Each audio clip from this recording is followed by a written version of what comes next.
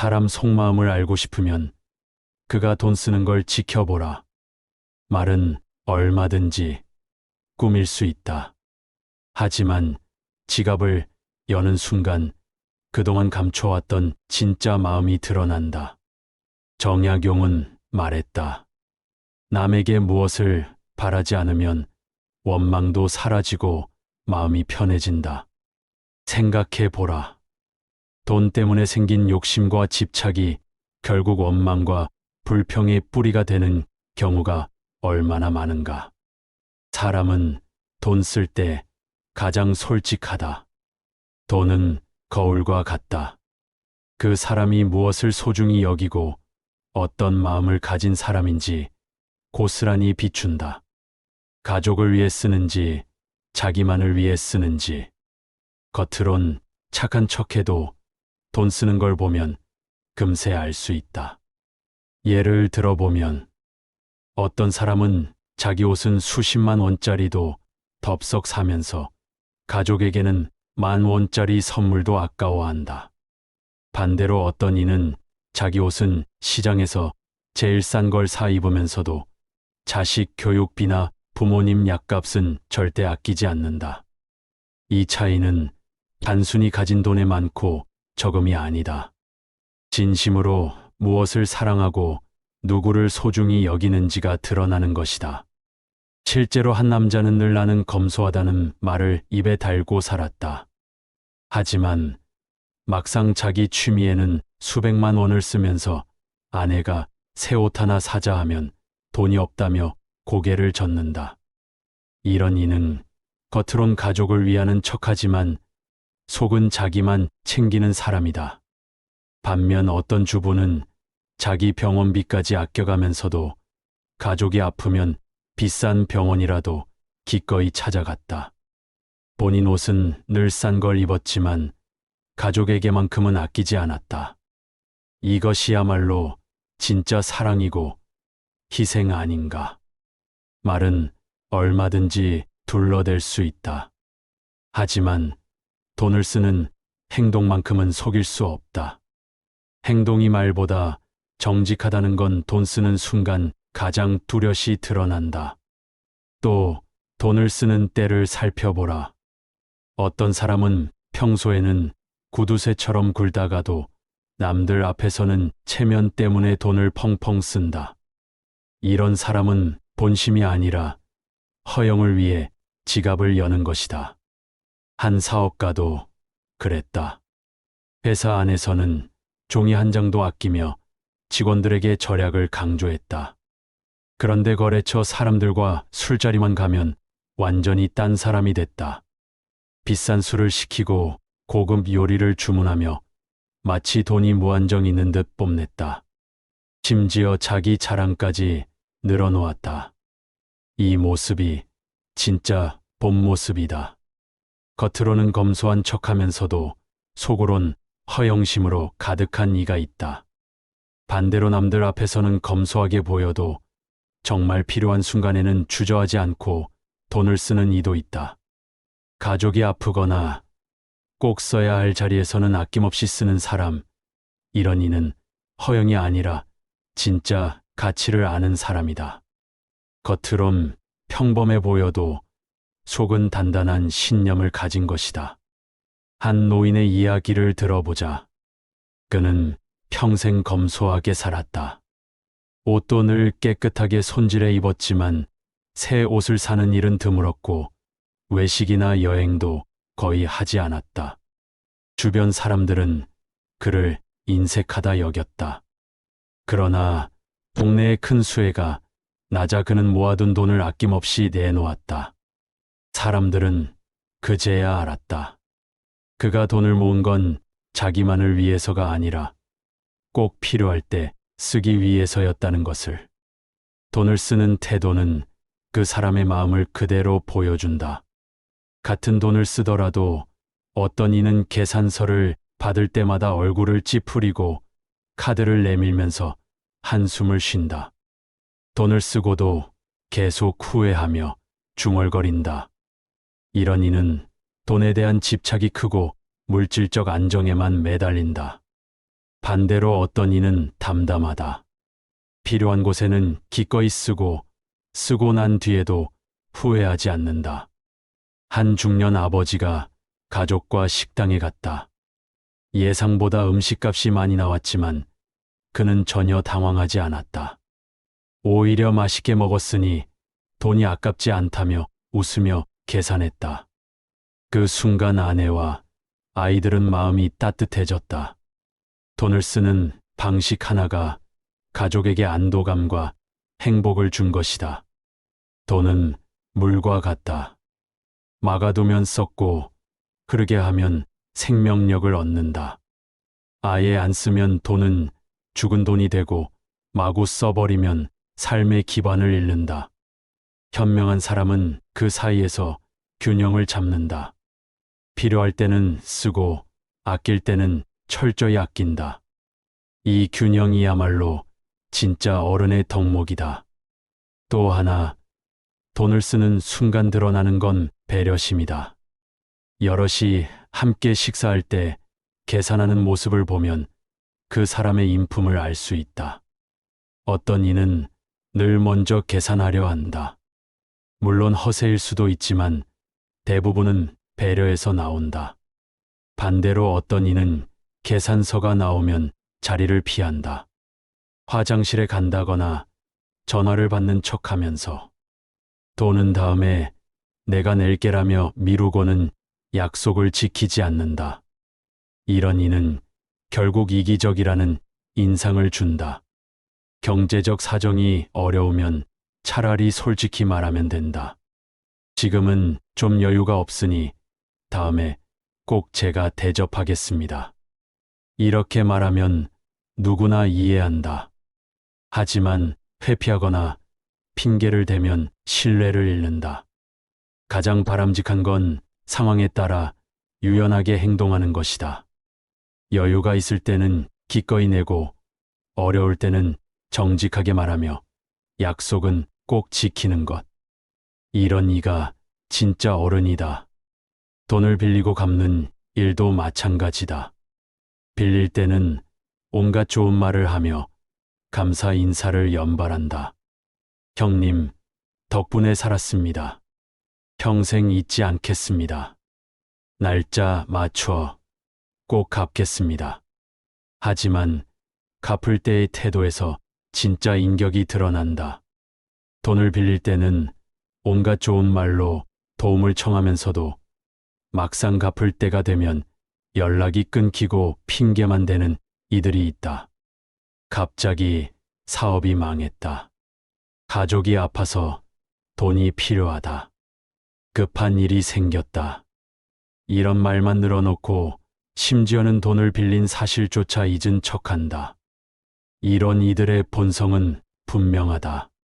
책임감이 없고 약속을 대수롭지 않게 여기며 상대의 마음을 전혀 생각하지 않는 이기적인 사람이라는 것. 이들에게 신뢰는 돈을 얻기 위한 수단일 뿐 약속이 끝나면 관계도 끝이라고 여긴다. 반대로 어떤 이는 다르다. 돈을 빌릴 때는 정말 미안한 마음으로 최대한 빨리 갚겠다고 말한다. 그리고 실제로는 약속보다 더 빨리 갚고 작은 선물이라도 함께 전한다. 이런 이는 약속을 목숨처럼 여기는 사람이다. 남의 도움을 받는 것을 부담스럽게 생각하기 때문에 최대한 빨리 그 빚을 덜어내려 한다. 이렇게 돈을 빌리고 갚는 과정만 봐도 그 사람의 평생 인품이 드러난다. 사람의 본성이 돈 앞에서 가장 적나라하게 드러나는 이유는 뭘까?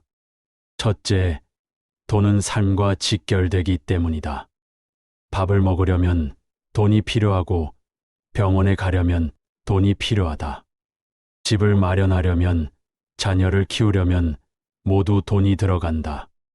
그래서 돈이 부족하면 불안해지고 많으면 우쭐해진다.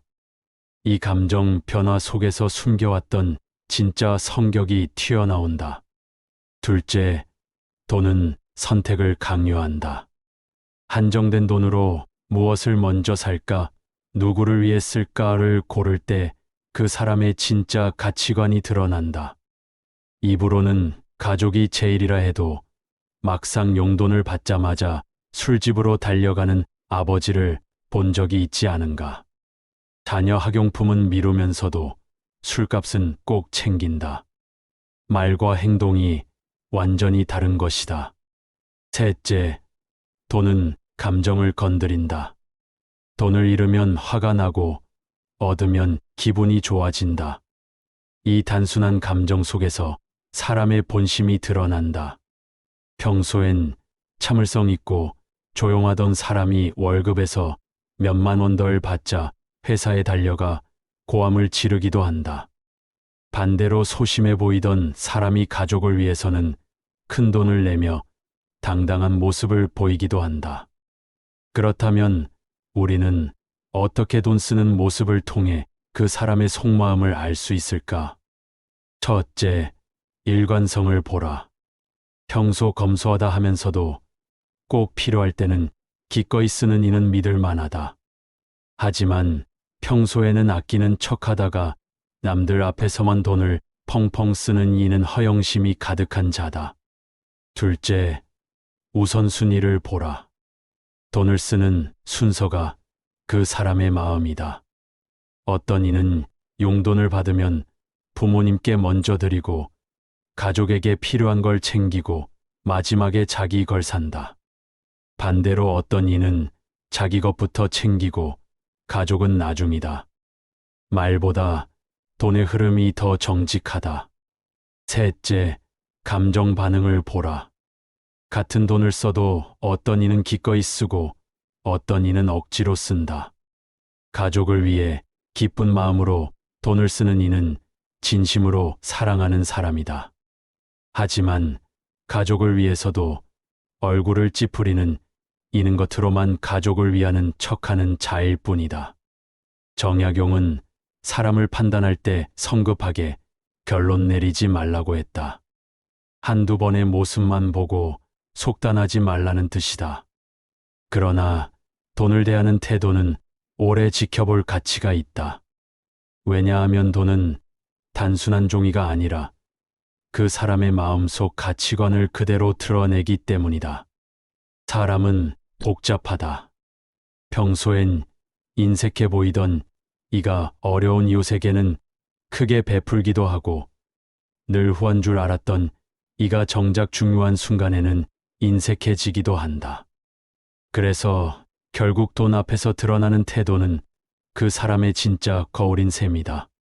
그래서 사람을 볼 때는 충분한 시간을 두고 다양한 상황을 지켜봐야 한다.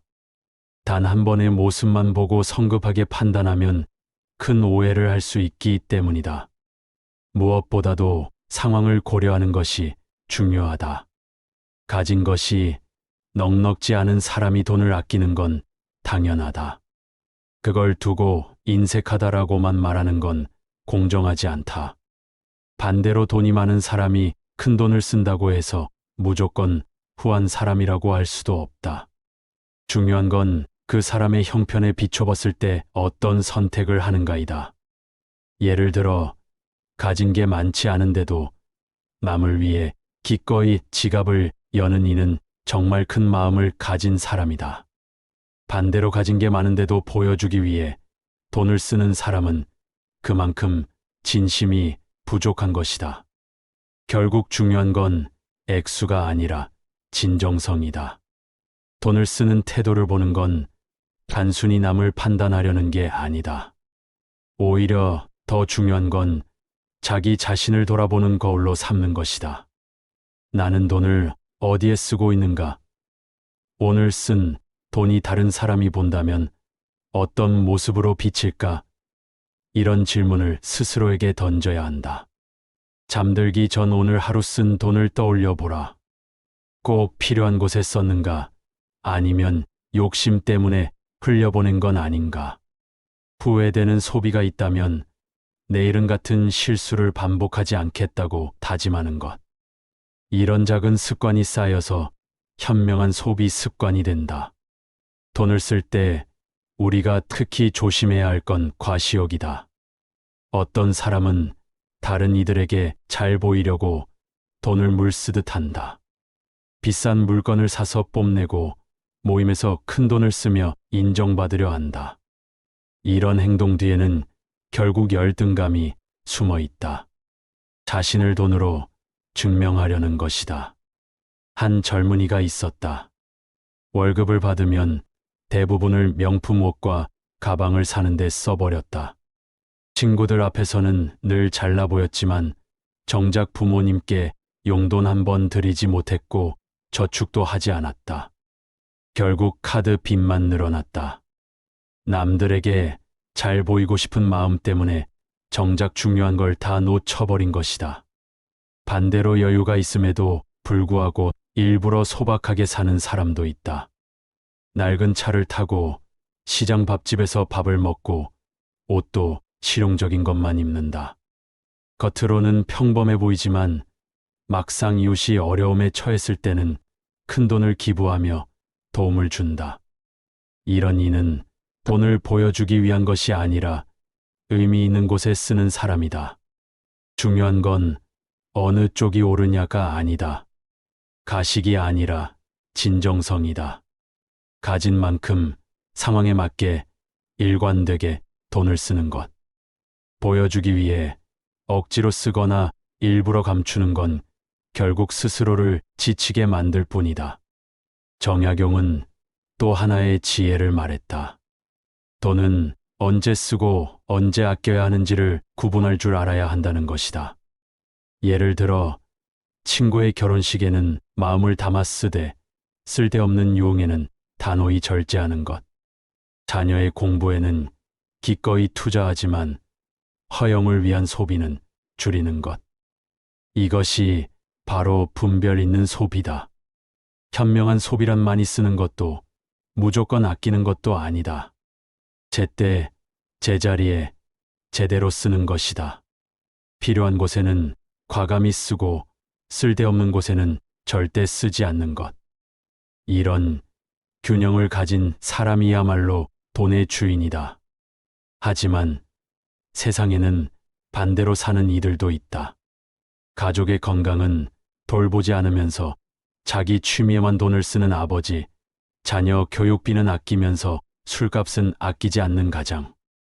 이런 이는 결국 현재의 즐거움이 미래의 행복보다 더 중요하다는 잘못된 생각에 빠져 있는 것이다. 사람을 볼 때 또 하나 중요한 건 돈에 대한 대화를 어떻게 하느냐다. 어떤 이는 돈 얘기만 나오면 불편해하며 화제를 돌린다. 이런 사람은 돈을 속된 것으로 여기거나 자신의 사정을 숨기려는 경우가 많다.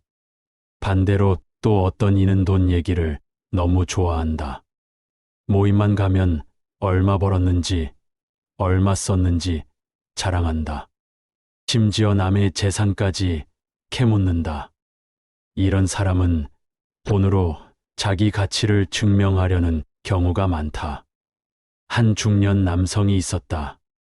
모임만 가면 늘 내가 이번에 무슨 차를 샀다, 이번 달에 얼마를 벌었다 하며 떠들었다.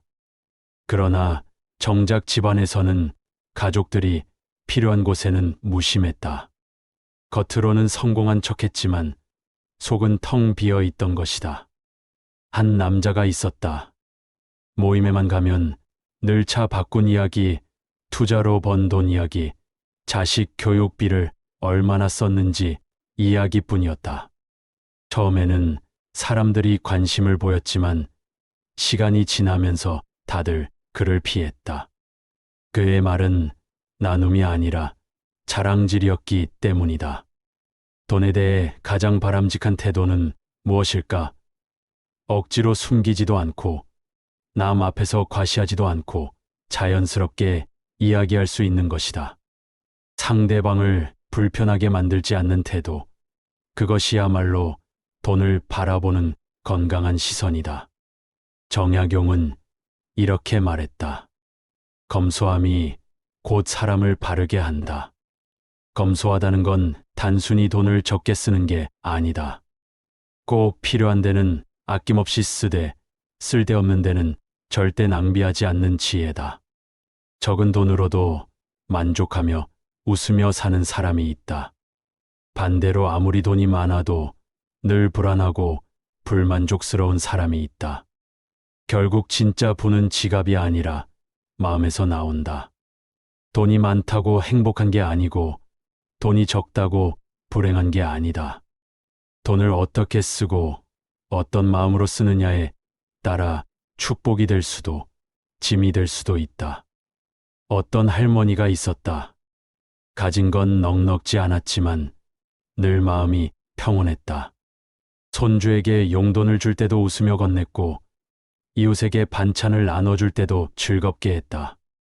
액수는 크지 않았지만 그녀에게는 늘 나누는 기쁨이 있었다. 반대로 어떤 부자는 돈이 넘쳐났지만 쓸 때마다 걱정이 앞섰다. 투자할 때마다 불안했고 지출할 때마다 후회했다. 그의 주머니는 두둑했지만 마음은 늘 가난했다. 그렇다면 우리는 어떻게 해야 돈에 대한 건전한 태도를 가질 수 있을까?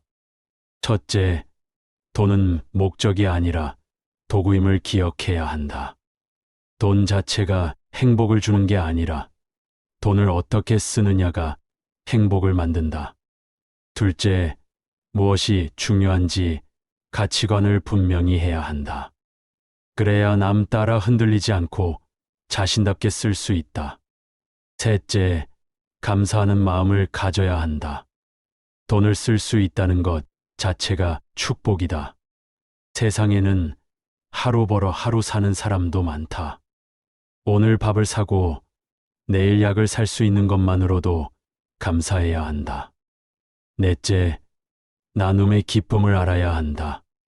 나만을 위해 쓰는 돈보다 남을 위해 쓰는 돈에서 더 큰 만족이 온다. 적게 줘도 따뜻한 마음으로 나눌 때 그 돈은 더 큰 가치를 가진다. 마지막으로 돈 말고도 즐거움을 찾을 줄 알아야 한다. 가족과 웃는 시간, 친구와 차 한잔 나누는 시간, 산책하며 바람을 느끼는 순간, 책을 읽으며 사색하는 시간. 이런 것들은 돈으로 살 수 없는 값진 행복이다. 이런 걸 많이 가진 사람이야말로 진짜 부자다. 사람의 본성을 돈 쓰는 모습 하나로 다 알 수는 없다. 하지만 분명한 건 돈을 쓰는 순간이 그 사람의 속마음을 가장 솔직하게 보여준다는 사실이다. 그래서 남을 볼 때도 나 자신을 돌아볼 때도 돈 쓰는 태도를 유심히 살펴야 한다. 정약용은 사람의 본질을 가장 빨리 알 수 있는 방법 중 하나가 바로 돈 앞에서의 모습이라고 했다. 이는 남을 비난하라는 뜻이 아니다. 상대방을 더 잘 이해하고 스스로를 더 객관적으로 보라는 지혜다. 돈은 거울이다. 그 앞에서 우리는 누구나 민낯을 드러낸다. 중요한 건 그 민낯을 숨기는 게 아니라 받아들이고 더 나은 방향으로 고쳐가는 것이다. 돈을 쓸 때 보이는 태도는 결국 그 사람의 인생관과 철학이다. 부자는 돈이 많아서 존경받는 게 아니다. 돈을 어떻게 벌고 어떻게 쓰느냐에 따라 평가가 달라진다. 정직하게 번 돈을 나누며 쓰는 이는 존경받지만 불의하게 번 돈을 자기만을 위해 쓰는 이는 비난받는다. 적게 가져도 나눌 줄 알고 많이 가져도 겸손할 줄 아는 사람. 돈에 끌려다니는 게 아니라 돈을 다스릴 줄 아는 사람.